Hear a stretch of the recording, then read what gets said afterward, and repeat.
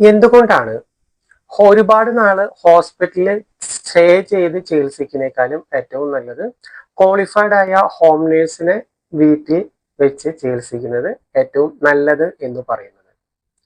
പ്രധാനപ്പെട്ട 7 കാര്യങ്ങളാണ് നമ്മൾ ഈ വീഡിയോയിൽ നോക്കുന്നത്. ആദ്യം തന്നെ പേഷ്യന്റിന് സ്വന്തം വീട്ടില് കംഫർട്ട് ഓഫ് ഹോം കിട്ടുന്നു. അതുകൊണ്ട് തന്നെ ഏറ്റവും അതായത് മറ്റുള്ള രോഗികളുടെ ഒരുപാട് മോശപ്പെട്ട അവസ്ഥ കാണാതിരിക്കാനും വീട്ടിലുള്ള ഫാമിലിയിലുള്ള എല്ലാവരുടെയും കെയറും ഒരു ഫാമിലി അറ്റ്മോസ്ഫിയർ അവർക്ക് കിട്ടുന്നതുകൊണ്ട് തന്നെ ഏറ്റവും പെട്ടെന്ന് അസുഖങ്ങൾ മാറാൻ സാധിക്കുന്നതാണ്. ഇപ്പോൾ ഹോസ്പിറ്റലാകുമ്പോൾ പല എമർജൻസി കേസുകൾ ഉണ്ടാവും, പല തരത്തിലുള്ള സൗണ്ടുകളും ഉണ്ടാവും. അപ്പൊ അതെല്ലാം ഒരു പരിധി വരെ വീടുകളിൽ വെച്ച് കെയർ ചെയ്യുമ്പോൾ ശ്രദ്ധിക്കാൻ പറ്റും. അതാണ് ഏറ്റവും കുറയ്ക്കാനും പറ്റും നമുക്ക്. രണ്ടാമത്, പേഴ്സണലൈസ്ഡ് 1-to-1 കെയർ ആണ് കിട്ടുന്നത്. ഹോസ്പിറ്റലാണെന്ന് വെച്ചാൽ ഒരു നേഴ്സിന് കുറെ രോഗികളെ അവര് ഇത്ര എണ്ണം രോഗികളെ നോക്കണമെന്ന് തിരിച്ചു കൊടുത്തിരിക്കുകയാണ്. പക്ഷെ വീടുകളിൽ 1-to-1 കെയർ ആണ്. ഒരു രോഗിക്ക് ഒരു ഹോം നേഴ്സ് ആണ്. ആ രോഗിയുടെ എല്ലാ സമയത്തും കൂടെ ഉണ്ടാവും. എല്ലാ കെയറും വളരെ കൃത്യമായി ശ്രദ്ധയോടെ അവർക്ക് ചെയ്യാൻ പറ്റും. അതുകൊണ്ട് തന്നെ അവരുടെ അസുഖങ്ങൾ പെട്ടെന്ന് മാറാനുള്ള സാധ്യത കൂടുതലാണ്. ആ രോഗിയെ പറ്റിയുള്ള എല്ലാ വിവരങ്ങളും കൃത്യമായി അനലൈസ് ചെയ്ത് മനസ്സിലാക്കാനും അതുപോലെ തന്നെ ആ രോഗിയുമായി ഒരു ഇമോഷണൽ ആയ ഒരു ബന്ധം സ്ഥാപിക്കാനും ഹോം കെയറിന് സഹായകമാണ്. മൂന്നാമത്തെയും ഏറ്റവും പ്രധാനമുള്ള കാര്യമാണ് കോസ്റ്റ് ഓഫ് തെറാപ്പി കുറയ്ക്കാവുന്നതാണ്. ഹോസ്പിറ്റൽ ചെലവുകൾ വളരെ കൂടുതലാണ്. ഹോസ്പിറ്റലിലുള്ള 4-1 ചെലവ് മാത്രമാണ് ഹോം നേഴ്സിന്റെ സർവീസിങ്ങിന്റെ ചെലവ് വരുന്നുള്ളൂ. അപ്പൊ ഒരു കോസ്റ്റ് വലിയ രീതിയിലേക്ക് പോവാതിരിക്കാൻ, ഒരു എമർജൻസി ട്രീറ്റ്മെന്റ് കഴിഞ്ഞു ഹോസ്പിറ്റലിൽ നിന്ന് വീട്ടിലേക്ക് കൊണ്ടുവരുന്ന സ്റ്റേജിൽ എല്ലാ സൗകര്യങ്ങളും ഒരു ICU വരെ വീടുകളിൽ സെറ്റപ്പ് ചെയ്യാൻ പറ്റുന്ന സംവിധാനങ്ങൾ ഇന്ന് അവൈലബിൾ ആണ്. അതിന് തക്കതായ കെയർ കൊടുക്കാൻ പറ്റിയ ക്വാളിഫൈഡ് ആയ സ്റ്റാഫുകളെ ഇപ്പോൾ അവൈലബിൾ ആണ്.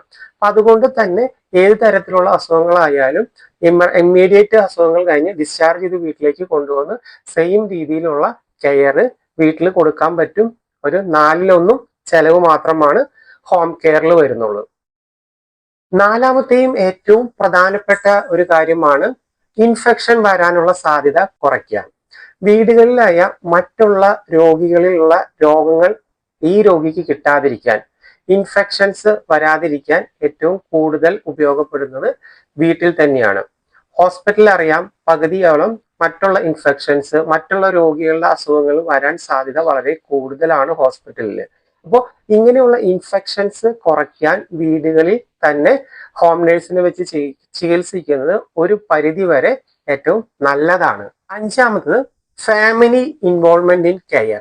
അതായത് ഓരോ കാര്യങ്ങളും ഇപ്പോൾ അച്ഛനായാലും അമ്മയായാലും കുട്ടികളായാലും അവരുടെ റിലേറ്റീവ്സ് ആയാലും എല്ലാവർക്കും അവരുടേതായ രീതിയിൽ ഒരു നല്ലൊരു കെയർ ആ പേഷ്യന്റിന് കൊടുക്കാൻ പറ്റും. നല്ലൊരു ഇമോഷണൽ സപ്പോർട്ട് കൊടുക്കാൻ പറ്റും. അപ്പൊ ഫാമിലിക്കും അവരുടേതായ രീതിയിൽ നല്ല രീതിയിൽ ഇമോഷണലി നല്ലൊരു സപ്പോർട്ട് ഈ പേഷ്യന്റിന് കൊടുക്കാൻ സാധിക്കും. ഇത് ഏറ്റവും വളരെ പ്രധാനപ്പെട്ട ആ പേഷ്യന്റ് റിക്കവറിയിലുള്ള പ്രധാനപ്പെട്ട ഒരു കാര്യം തന്നെയാണ്.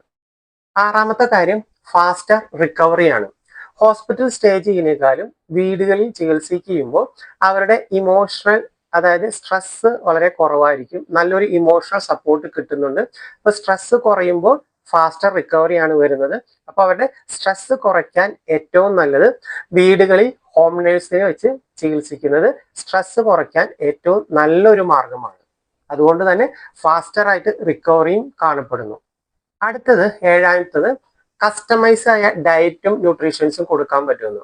നമുക്കറിയാം ഹോസ്പിറ്റലിൽ ആവുമ്പോൾ ഒരു പരിധി വരെ അവിടെ അവൈലബിൾ ആയ ഫുഡ് മാത്രമാണ് നമുക്ക് കൊടുക്കാൻ കഴിയുന്നത്.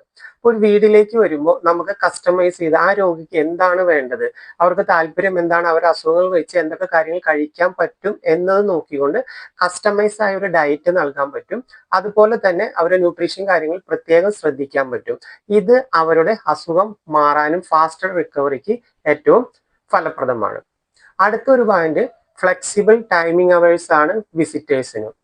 ഒരു പരിധി വരെ അധികം ഇൻഫെക്ഷൻ ഒന്നും വരാത്ത രോഗികളാണെങ്കിൽ വീടുകളിൽ അവരുടെ ബന്ധുക്കളും അതുപോലെ റിലേറ്റീവ്സും അതുപോലെ തന്നെ അവരെ ഫ്രണ്ട്സൊക്കെ വന്ന് വിസിറ്റ് ചെയ്യുന്നത്. ഹോസ്പിറ്റലാകുമ്പോൾ ഒരു പരിധി വരെ അത് കുറയ്ക്കേണ്ടി വരും. വിസിറ്റിംഗ് അവേഴ്സിൽ മാത്രമേ വരാൻ പറ്റുള്ളൂ.